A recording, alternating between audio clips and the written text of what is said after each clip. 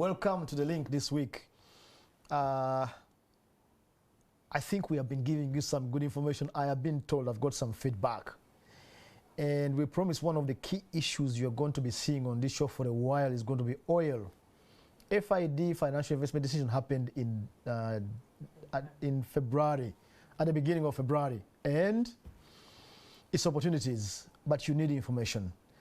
Tonight, my guest is Ms. Pamella Natamba, Head of Tax and Oil and Gas, PricewaterhouseCoopers, Uganda. Pamella, welcome. Thank you, Sam. I should say welcome back to the show. Thank you. All right. PwC, in a way, is partnering with us to give you information. That's why you will see them here severally, speaking about these issues, leaning on tax and other things. Today we're talking about the issue of national content. You have heard of it and you think, what's that animal? We're going to explain. Pamella, national content policy of any country dealing with any issue, what does that include? Thank you, Sam. And it's a good topic that we are dealing with national content because we always make use of it or refer to the term when we are having discussions around oil and gas and how Ugandans need to participate. So national content in broad is the value that any part of the economy or any sector of the economy or specific project brings to the economy besides the direct revenues that, for example, project or industry generates. So it is a mechanism that the government uses to create sustainable and inclusive growth for the economy. And it is common especially with, say, the extractive industries, which is oil and gas, mining, and also critical projects, for example, infrastructure projects that are going to bring significant value into the country. All right. Yes. So it's the accruing benefits, most of them almost indirect, that such things generate. Am I right? Yes. So we are trying to say, okay, there's this project, there's this significant industry in the country, but what does it mean to our economic growth just beyond that particular project and the revenues that it generates? So let's turn to oil. What does Uganda's national oil, Uganda's national content picture look like today? I mean, people have mentioned it, but let's just break it down a little bit. People hear national content. If you're a student, if you want to participate, what is this animal called national content as far as oil and gas is concerned? So from a Ugandan perspective, first of all, these terms are used interchangeably. Sometimes it's called national content, sometimes it's called local content. Okay. From a Ugandan perspective, we have adopted the term national content. And this is really to say it is national participation for all of us as a country. And we have defined it specifically through the legislation for oil and gas.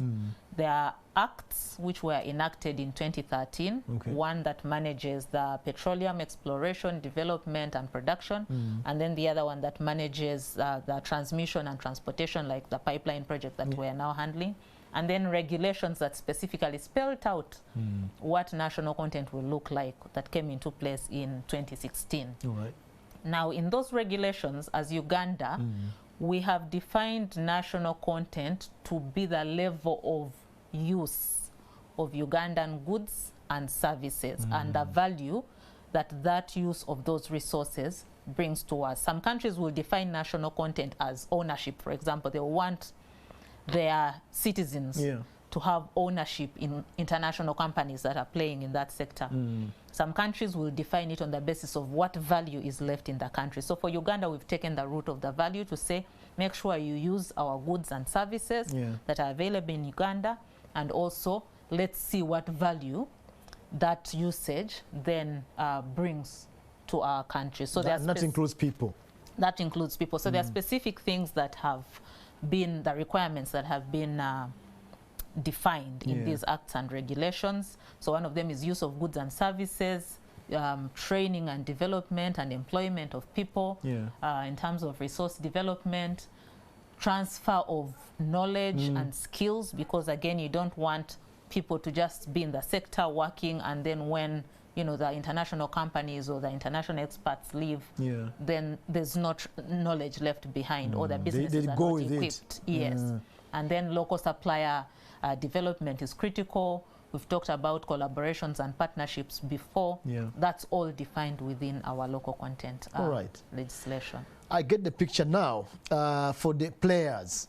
And I imagine when we talk about national content, does it concern international companies only, or if I'm a local company, I'm also concerned in oil and gas? So it concerns everyone that plays in the sector. The legislation and the laws have defined, you know, what they expect the oil and gas companies who are the licenses to do in terms of compliance, but then they have extended that to the contractors and the subcontractors. Let's just delve into that, Pamela. What are those players expected? How are they expected to comply? What's expected of them under the national content platform? So, as I spoke about earlier, there's aspects of use of goods and services, and then there's aspects of training and developing resources or individuals. So I'll start with the aspect of using the local goods and services. So one of the requirements is any licensee and the contractors and subcontractors should give priority to goods and services that are available in Uganda. So that means those goods are either provided by a Ugandan company, and I'll speak to that, or a Ugandan business that is registered in Uganda, or individuals, if it's employment, they are utilizing my services, for example, etc. A Ugandan company, luckily, is not one where it must be owned by a Ugandan. It is one where there has to be it has to be incorporated in Uganda, and then you have to employ at least 70% Ugandans, and then make sure you use Ugandan goods, materials, and resources. So when you have those in place, you are a Ugandan company. And then for services, they must be available in Uganda. Now, the requirement is prioritize Ugandan companies, businesses, services, people. In the event that you cannot find businesses, companies that have the quality that you're looking for, the technical expertise, do not meet the standards, then you're expected to partner with a Ugandan. So you can go look for an international company, for example, to be the one to provide services to you, but make sure that that international company then enters a joint partnership or a partnership with a local company.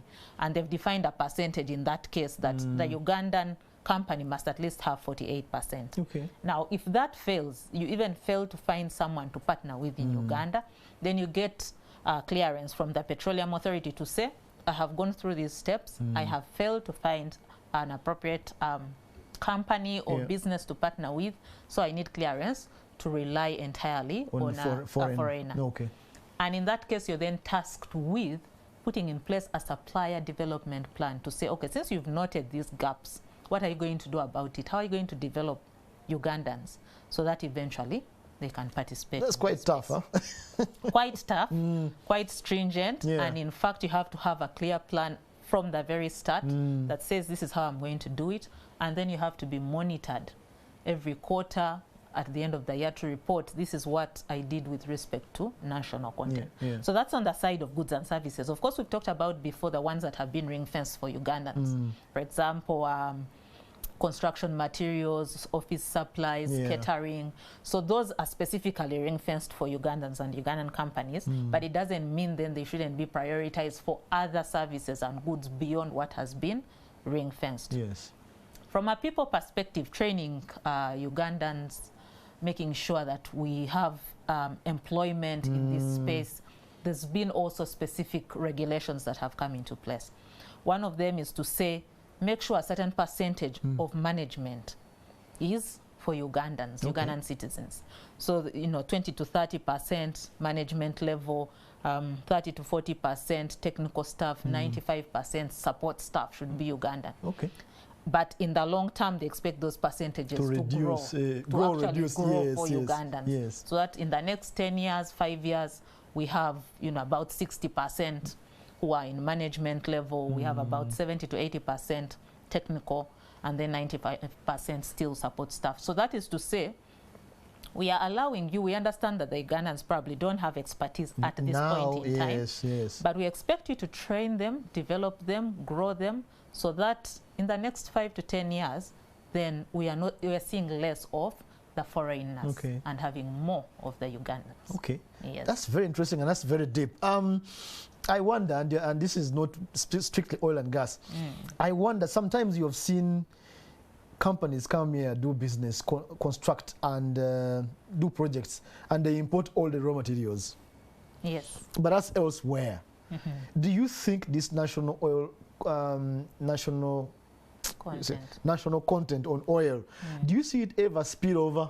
Or this is an oil thing? What are your thoughts, really? No, actually, there was a bill, public members' bill on local content, which was tabled before Parliament, but it has never been passed. So there are aspects of it that are still being discussed, but really the themes and ideas in that bill are similar to what we are seeing in the petroleum sector in many ways. Okay. Yeah. Thank you very much, Pamela, for that. Viewers, sometimes you wonder that, you know, oil, what, will get a road deal. If you hear some of these things, you know that the government has tried to do their best to make sure we don't get a road deal as a country, as Uganda doesn't get a road deal.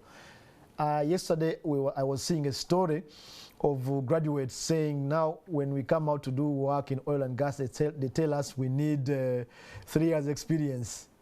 Maybe you may enter at the basic level and get trained. If you graduate, you have to be patient.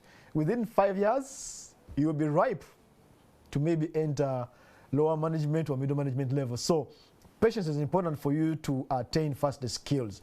But the government has tried to do its best to make sure that happens. We hope we added value to you tonight in terms of oil and gas. We will bring you more. If you think this is technical, go back after this runs and watch it again slowly. That was the link. Thank you for joining us tonight.